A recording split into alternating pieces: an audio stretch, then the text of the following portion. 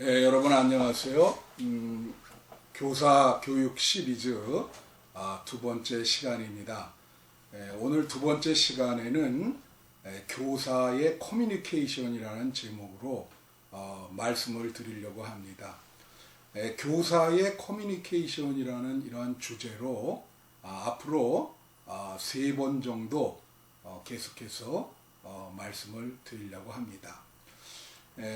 교사가 교육을 시킬 때 우리 학생들에게 무언가를 전달하고자 하고 커뮤니케이션을 하려고 하지요.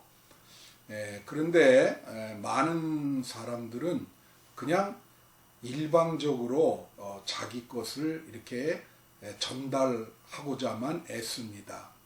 이런 것을 우리는 일방적 커뮤니케이션이라 그렇게 이야기를 합니다.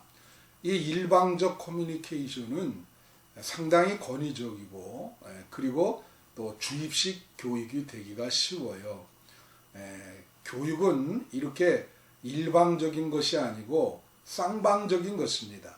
그래서 마틴 부버라고 하는 유대인 철학자는 교육을 나와 너의 만남이다, 또 나와 너의 대화이다, 뭐 이런 말씀을 루웰 하우라고 하는 학자는 그렇게 이야기를 했습니다. 그래서 이 교사의 의사소통, 커뮤니케이션은 일방적인 것이 아니라 쌍방적인 것이 돼야 되고, 그것이 어떤 정보를 전달해 주는 것보다도 쌍방적으로 서로 공감을 일으키는 것이다 하는 것이 교육이라고 하는 것이죠. 그래서 교사의 커뮤니케이션도 그렇게 돼야 됩니다. 우리가 교육을 시킬 때 이 커뮤니케이션을 할 때 말이죠. 의사소통에 어떤 착각이 있어요. 이게 뭐냐면 자기가 얘기하면 100% 상대방이 받아들일 것이다, 이렇게 착각을 합니다. 그러나 절대로 그렇지 않습니다. 우리가 개인과 개인 간에 서로 커뮤니케이션 할 때도 상대방이 내 얘기를 제가 보기에는 뭐 한 10%나 받아들일까요? 내가 얘기한다 그래서 그것이 상대방에게 100% 전달되는 건 아닙니다. 교육에도 역시 마찬가지로 교사가 어떤 것을 전달하고자 할 때 학생들에게 얼마나 그게 전달이 될까요? 100% 천만의 말씀, 그렇게 되지 않습니다. 몇 %나 건질 수 있으면 다행이지요. 그래서 우리가 이 의사소통 커뮤니케이션을 잘해야 되는데, 의사소통 커뮤니케이션을 잘하려면은 서로 공감을 일으키고 쌍방적인 커뮤니케이션을 해야 된다라고 하는 것이죠. 그래서 쌍방적인 이제 커뮤니케이션의 그 특징이 무엇인가? 의사소통이라고 하는 것은 그 영어로 커뮤니케이션이라 그러는데요. 이 com이라고 하는 말이 공통이라고 하는 말입니다. 이게 라틴어로 com, 공통이라는 말이에요. 그래서 공산주의를 커뮤니즘이라 그러지 않습니까? 공통. 그래서 저는 이렇게 정의하고 싶어요. 커뮤니케이션은 서로 간에 공통점을 찾아가는 과정이다. 또 공통의 경험을 만들어가는 과정이 커뮤니케이션이 아니겠는가, 이런 생각을 해봅니다. 이 커뮤니케이션의 과정에 대해서 여러 사람이 이론을 내세웠는데, 오늘 저는 데이비드 이 벌로라고 하는 분이 있어요. 그분이 데이비드 이 벌로라는 분이 커뮤니케이션의 과정을 잘 설명해 주고 있는 학자입니다. 오늘 그래서 교사의 커뮤니케이션을 이 데이비드 이 벌로라고 하는 사람의 커뮤니케이션 과정 이론으로 한번 말씀드리고자 합니다. 데이비드 이 벌러는 모든 커뮤니케이션의 과정은 6개의 과정으로 이렇게 이루어진다. 이렇게 얘기했습니다.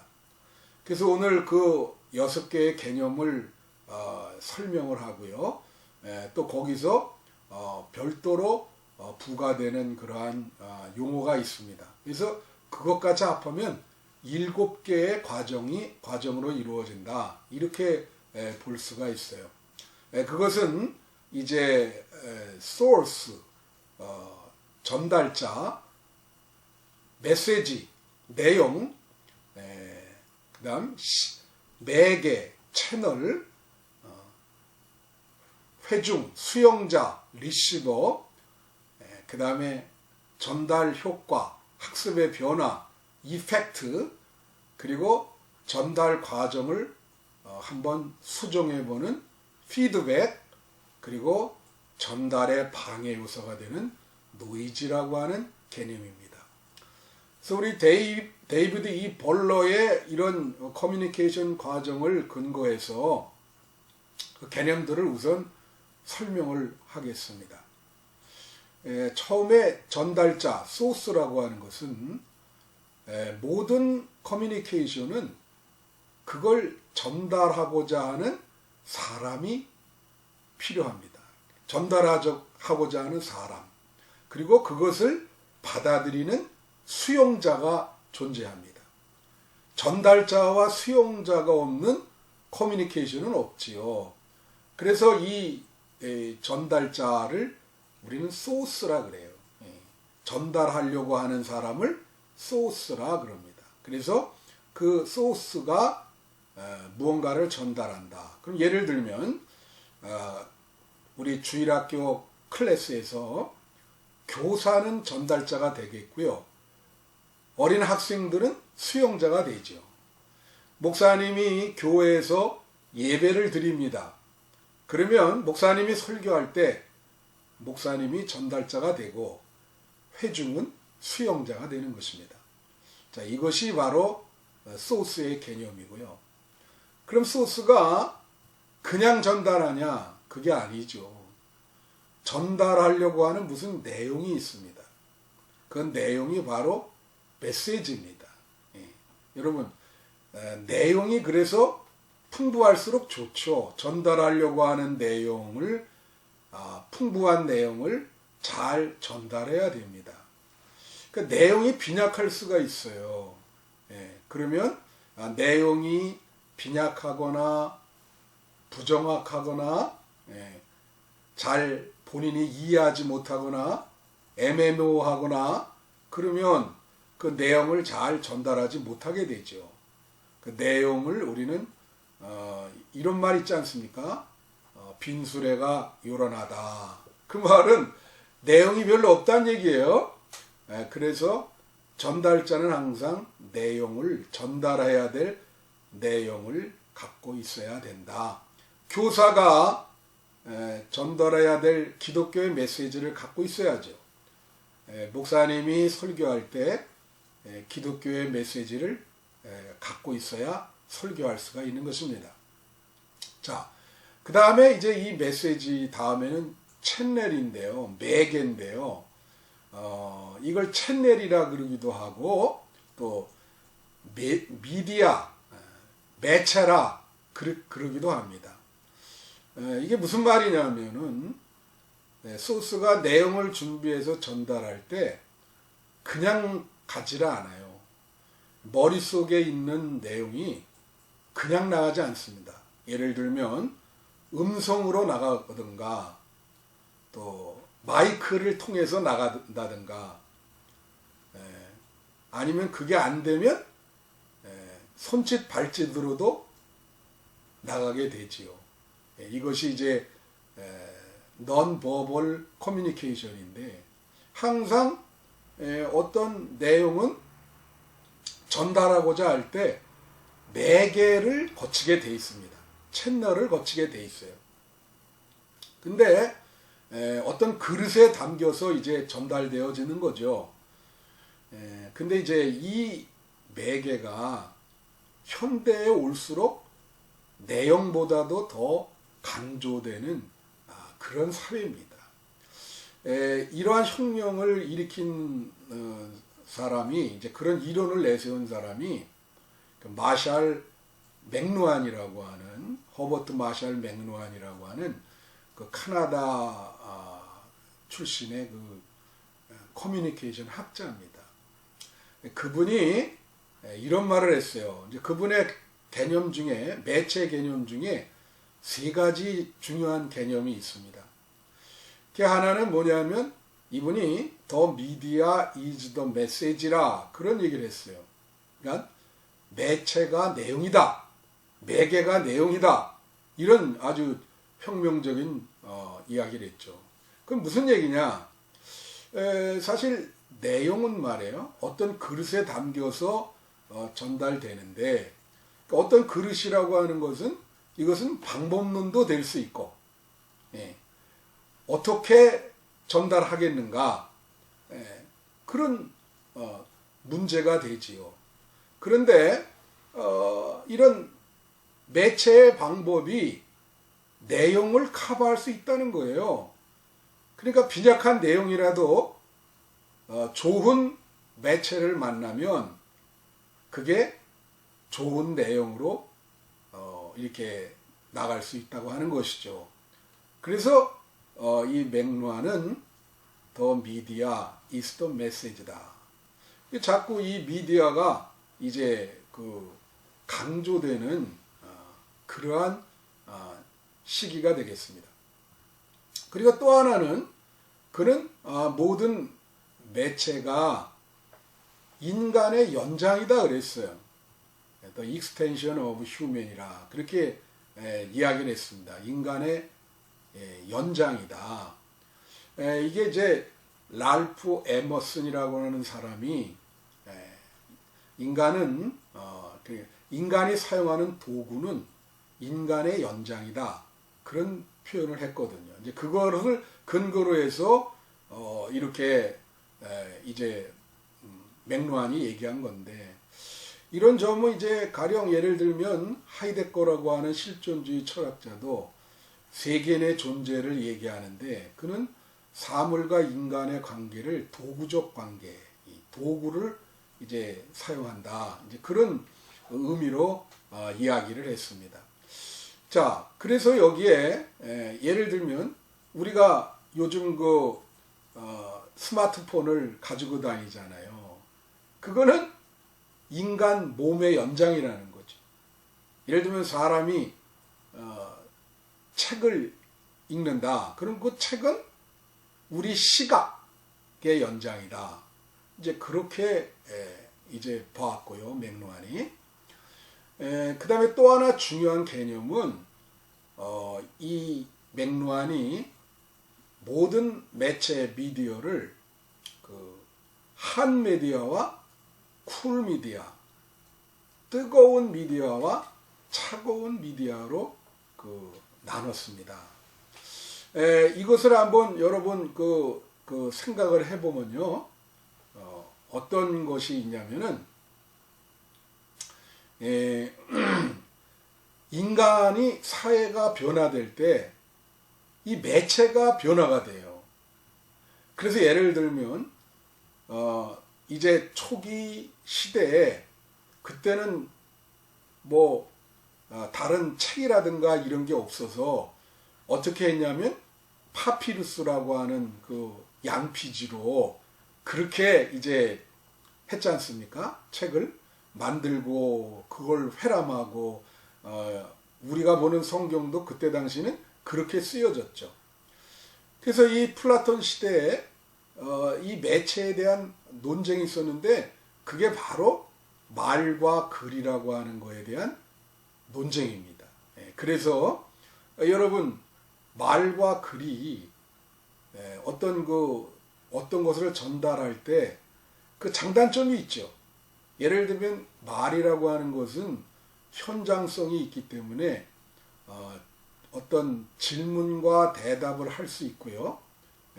현장감이 넘쳐나는 커뮤니케이션입니다.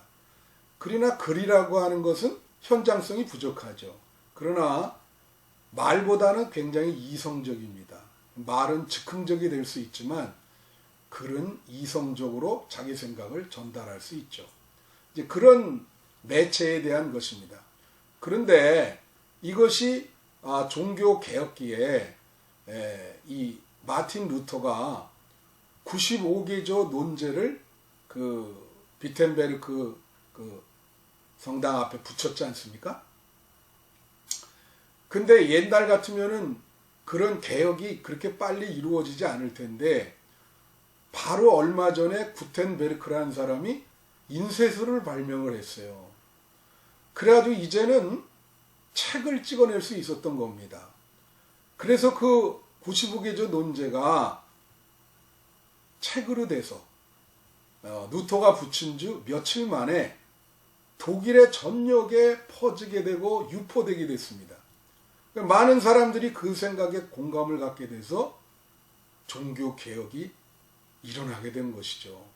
그래서 그 인쇄술의 발명이라는 것이 바로 중세기에서 종교개혁기로 넘어오는 사회 변화를 가능하게 했다는 것이죠. 그럼 여러분 이 현대 지금 보면 책을 이렇게 쭉 내려오다가 이제 뭐가 나옵니까?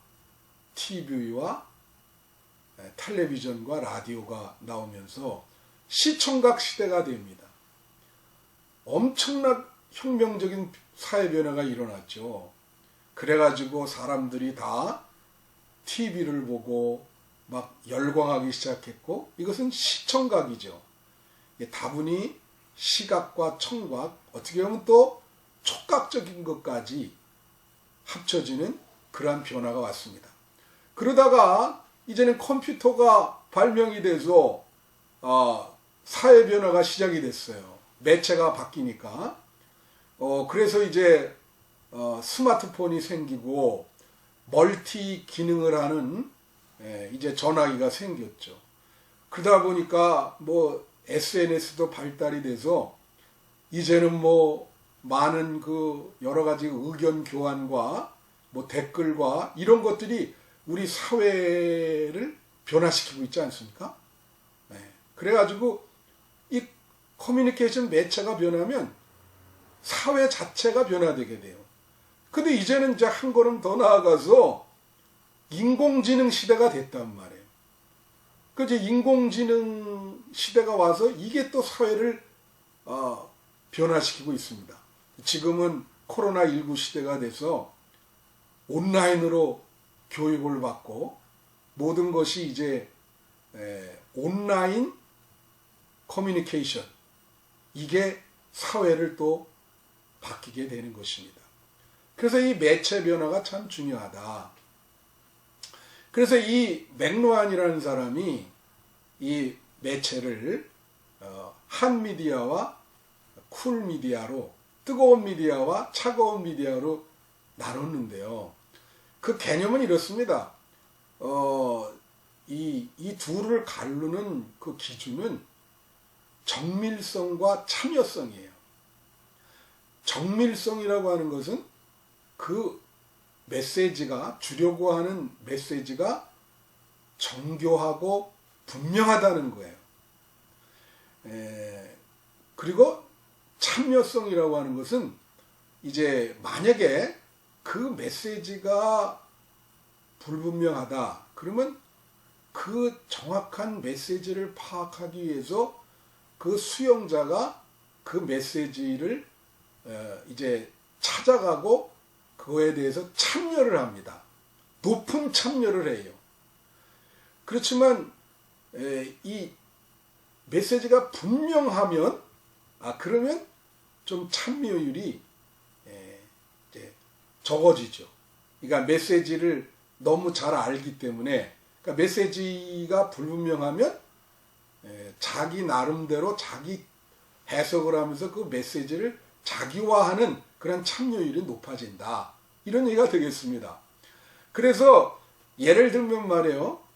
영화와 텔레비전을 비교해 보면 영화는 아주 고정밀성이에요. 다 보여주죠. 정보가. 그렇지만 그래서 그냥 보기만 하면 돼요. 참여하면 돼요. 근데 TV는 많이 편집되지요.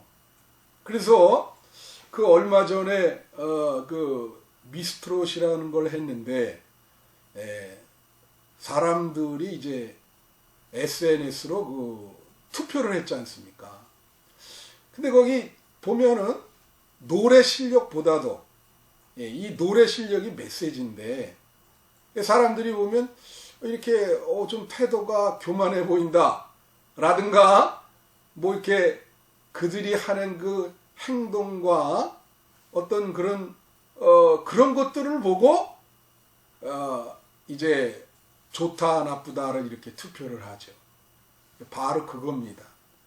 그래서 텔레비전은 저정밀성이 되고 그래서 회중들이 이제 고참여, 이 참여율이 높아지는 거죠. 마찬가지로 이제 라디오와 이 전화를 비교를 하죠. 여러분 라디오는 이거 옛날에 이제 텔레비전 안 나왔을 때 라디오 참 대단하죠. 2차 세계대전 때는 이 라디오로 모든 정보를 듣고 행동을 결정을 하죠. 라디오는 전화와 비교할 때 그 메시지가 분명합니다. 고정밀성이죠. 그래서 참여율이 이제 적은 거죠. 옛날에 우리 학창 시절에 그 별이 빛나는 밤에라고 하는 프로가 있었어요. 밤에 하는 프로인데 대단했죠. 그 여자분이 이렇게 했는데 김세원이라고 하는 그런 분이 한 걸로 기억나는데 목소리 아주 그게 목소리가 너무 그냥 좋아서 사람들이 막 열광한 적이 있습니다. 바로 그런 걸 말해요. 근데 전화를 서로 할 때 만약에 모르는 사람 전화하거나 그럴 때 상대방의 정보를 전혀 모르죠. 그래서 당신은 누구십니까? 이렇게 되죠. 이제 그런 거예요. 마찬가지로 사진은 다 보여주잖아요. 만화는 뭐 많은 상상력이 필요하지 않습니까? 바로 이런 것이 매체의 중요성이다. 그게 마샬 맥루한이 이야기한 것입니다. 자, 그래서 현대가 올수록 이 매체, 채널이 중요한 시대다라고 하는 것이에요.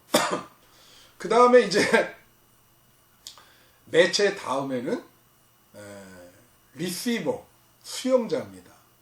그러니까 전달을 받아들이는 사람이죠.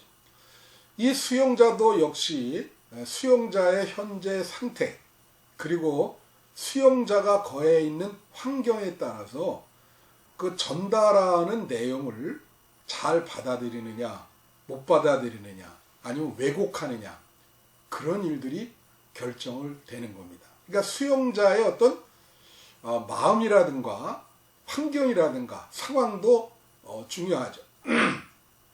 자, 그렇게 되면 이제 수용자에서 그 다음 개념이 이펙트라고 하는 거예요. 전달을 받고 수용자가 어떤 정보에 대해서 공감을 하게 되면 변화를 받게 된다는 거죠. 그래서 생각이 변화되거나 행동이 변화되는 그것이 바로 이펙트입니다. 어떤 효과를 준다. 그 다음에 이렇게 효과까지 주면 전달의 과정이 모든 과정이 끝난 게 아니고요. 마지막에 피드백이라고 하는 그런 과정이 있습니다. 이 피드백은 뭐냐면요. 이 피드백은 그 전달자가 그러니까 이 피드백은 그 두 가지 종류의 피드백이 있어요. 하나는 전달자 중심으로 하는 피드백입니다. 이 전달자가 자기가 지금까지 뭘 전달했는데 커뮤니케이션 했는데 무언가 이게 잘 됐는지 잘못됐는지 한번 점검해 보는 거예요. 제가 이제 강화도에 가서 목회를 했는데 첫 설교를 할 때 녹음을 했어요. 그래서 그걸 한번 다시 들어봤거든요. 엄청나게 실수를 많이 하더라고요. 그런 거를 전달자 중심의 피드백이라 그래요. 그런데 리시버 중심의 피드백이 있어요. 그거는 수용자가 전달자의 커뮤니케이션 과정을 피드백해 주는 겁니다. 그러니까 수용자가 받을 때 이게 좀 어려웠다. 받아들이기 쉽지 않았다. 이런 얘기를 하는 거죠. 제가 신학교에 이제 한 8년 있었는데 그 한 학기 끝나면은 그 용지를 나눠줘서 그 교수법이라든가 이런 거에 대한 평가를 하게 돼 있어요. 학생들이.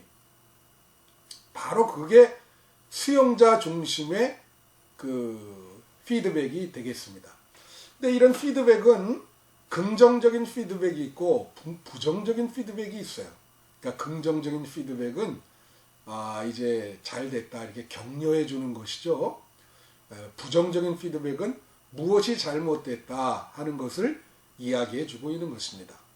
자, 이런 6개 단계를 여러분에 얘기했는데 마지막에 하나 이야기하지 못한 것이 노이즈라는 거예요. 노이즈. 노이즈라고 하는 것은 소음이죠. 잡음이죠. 근데 이게 참 중요한 개념입니다. 왜냐하면 이제 전달의 과정, 커뮤니케이션 과정은 소스에서 메시지, 메시지에서 채널, 채널에서 리시버, 리시버에서 이펙트로 가는데요. 각 단계마다 노이즈가 발생이 된다는 거예요. 이 노이즈는 정확히 얘기하면 커뮤니케이션을 방해하는 요소입니다. 전달을 방해하는 요소가 각 단계마다 다 있습니다.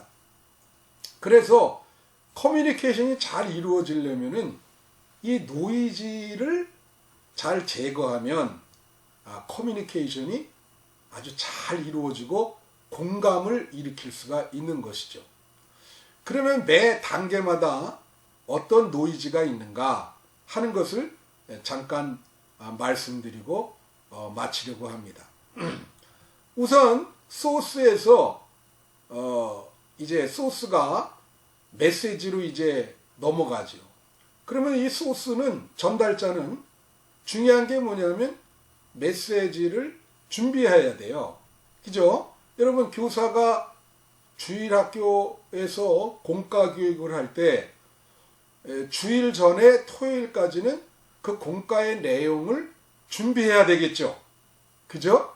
만약에 그렇게 준비 안 하고 임하면 그러면 뭐를 전달해 줄 수 있겠습니까? 근데 많은 주일학교 교사들이 이 공과 내용을 준비하는 것을 잘 게을리하시더라고요. 어떤 분은 주일날 예배 볼 때 준비하는 분도 제가 본 일이 있어요. 그러니까 소스에서 메시지로 넘어갈 때 예를 들면 전달자가 내용을 준비할 때 제일 큰 노이즈는 뭘까요? 전달의 방해 요소는 그 내용을 잘 준비하지 못하는 것이죠. 별로 이야기할 내용이 별로 없어요. 그러다 보면은 참 이상한 공과 교육이 되죠. 가끔 저도 그런 경험이 있지만 목사님들이 이게 설교를 잘 준비 못할 때가 있습니다. 이제 그런 경우라고 볼 수가 있습니다. 그런데 준비 부족도 부족이지만 일단 이 전달자, 교사는 자기가 전할 주제에 대해서 확신을 가지고 있어야 돼요. 어떤 신념이 중요합니다. 그래서 신념을 갖고 있으면 패션, 어떤 열정이 생기거든요. 그러면은 이게 전달 효과가 커집니다. 근데 대부분 그 확신이 부족한 사람들이 있거든요.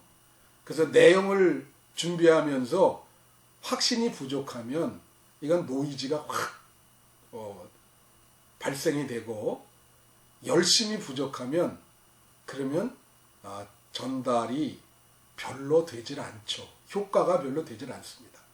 자, 그것이 이제 소스에서 메시지로 가는 노이즈라고 볼 수 있습니다. 그 다음에 메시지에서 이제 채널로 가죠.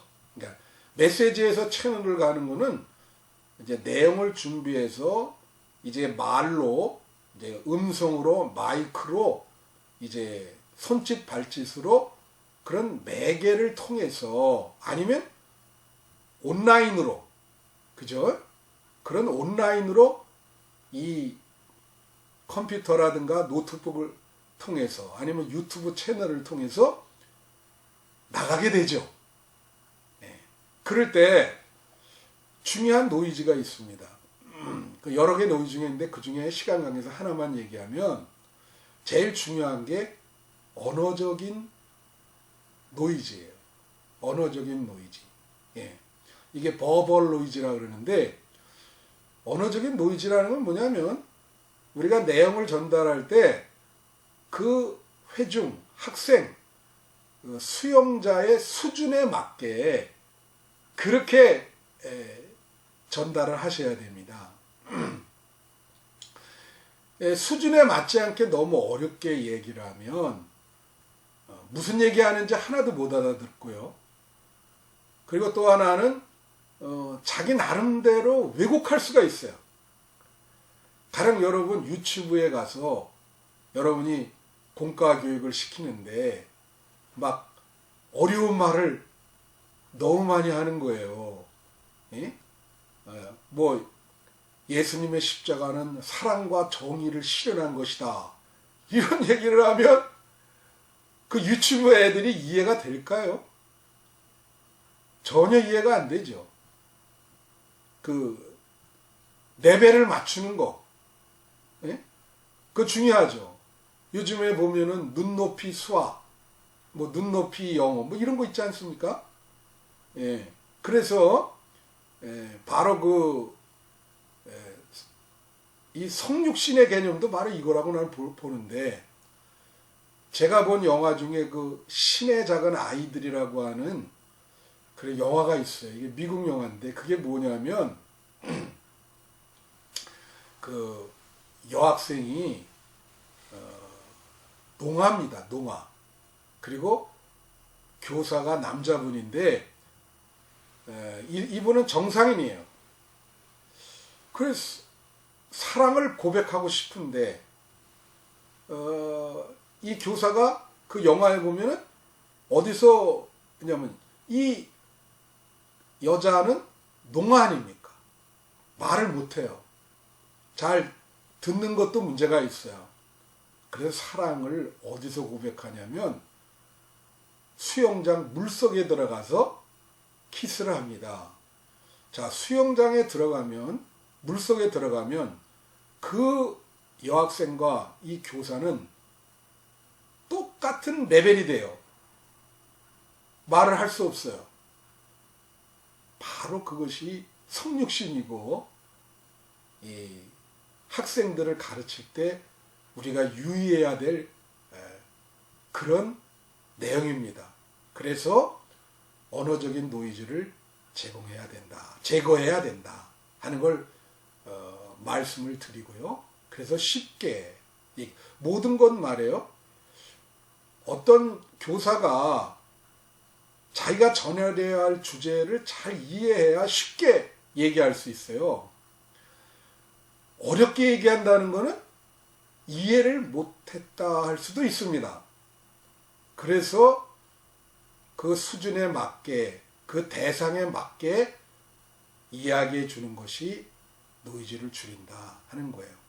자, 그 다음에 채널에서 이제 리시브로 넘어갈 때 제가 그랬죠. 이 리시버 수용자의 상황에 따라서 노이즈가 일어날 수 있다. 그렇게 말씀드렸습니다. 여기에는 두 가지가 있어요. environmental 노이즈가 있고, 그 그리고 이모셔널 노이즈가 있습니다. 정서적인 노이즈. 엔바이런먼털 노이즈라고 하는 것은 지금 어린 학생들이 선생님의 공과 교육을 듣고 있는데 날씨가 추운데 히터도 안 켜져 있고 너무 추워요.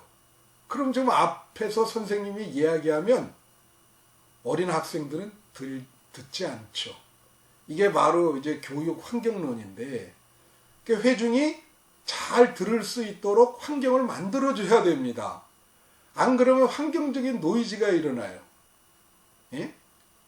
그 환경이 너무 덥다든가 너무 춥다든가 그런 경우, 그 다음에 학생들이 너무 오밀조밀하게 앉아있다든가 이런 것이 환경적인 노이즈입니다.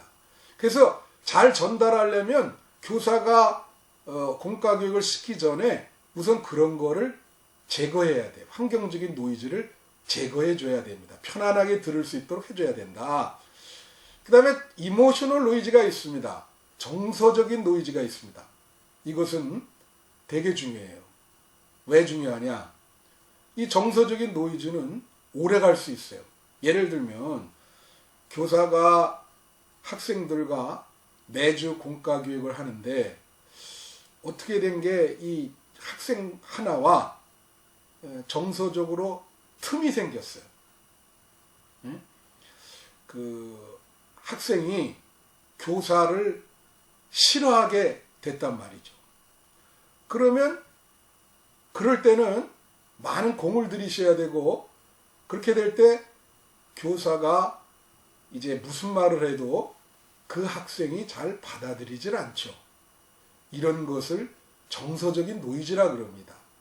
정서적인 노이즈가 생기면 커뮤니케이션이 이제 불가능하게 되는 것입니다. 그래서 주의해야 된다. 그러니까 이제 이 회중 수용자 자체가 생기는 노이즈가 있어요. 예를 들면 어떤 전달을 받을 때 몸이 안 좋다든가 어떤 사람 마음이 불안한 사람이 있어요. 집에 가스불을 켜고 왔나 끄고 왔나 이런 생각을 하면 전달자가 전달하는 내용이 하나도 안 들어오죠. 그래서 회중이 마음이 평안할 때 잘 들어간다. 안 그러면 왜곡해서 받을 수가 있습니다. 메시지를 제대로 전달하는 게 문제도 되지만 받을 때 이런 과정이 잘 안 되면 자기 나름대로 곡해를 해요. 그런 말을 한 게 아닌데 그게 또 굉장한 문제를 야기시킬 수가 있습니다. 그래서 우리가 수용자도 자기 상황에 따라서 왜곡해서 받아들일 수 있다고 하는 것을 여러분에게 말씀을 드리고요. 이러한 데이비드 E. 벌러의 기독교 교육 커뮤니케이션 과정을 잘 살리셔서 매주 우리 학생들과 커뮤니케이션 잘하기를 바라고, 자, 교육은 만남이고 대화고 관계고 참여입니다. 그것은 모두 커뮤니케이션, 언어적 커뮤니케이션과 비언어적 커뮤니케이션으로 다 이루어지는 것이에요. 여러분의 공과교육이 제대로 이루어지시고 정말로 쌍방적 커뮤니케이션이 되시기를 바랍니다.